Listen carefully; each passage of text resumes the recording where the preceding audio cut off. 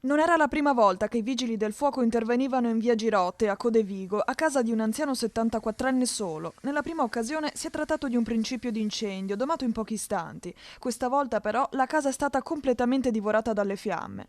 Tutto sarebbe partito dal camino acceso per riscaldarsi, unica fonte di calore presente in casa. E così i pompieri hanno lavorato tutta la notte fino al giorno per spegnere il rogo. Il proprietario della casa, rimasto solo da quando la moglie è stata trasferita in casa di riposo, si è gettato dal primo piano per mettersi in salvo.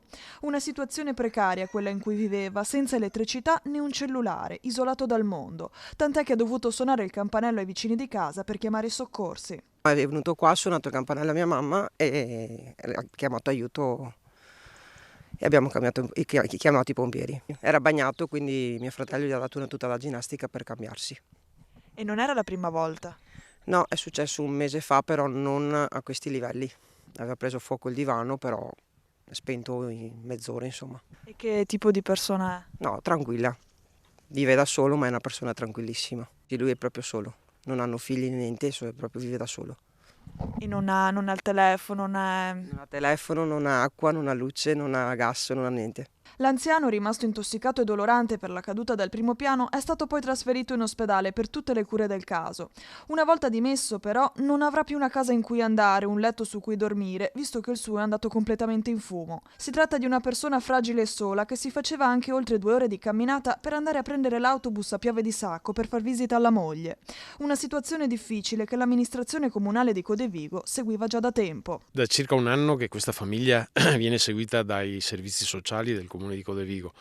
Un anno fa è stata fatta una serie di interventi proprio per tutelare la moglie del signore in questione, tant'è che è stata ricoverata in una struttura e molto probabilmente il fatto di essere da solo sta accentuando un po' quelle che sono delle problematiche personali che questo signore presenta.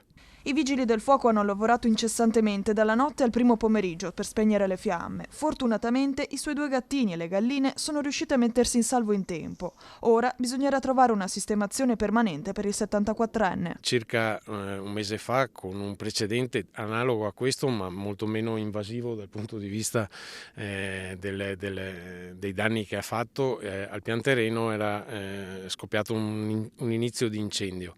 Da lì la decisione assieme ai servizi sociali di portare il signore in una struttura dove però è rimasto 5 giorni e poi se n'è andato ed è tornato a casa. Molto probabilmente i fatti dimostrano che la problematica adesso non è solo dal punto di vista sociale ma è anche sanitaria per alcune patologie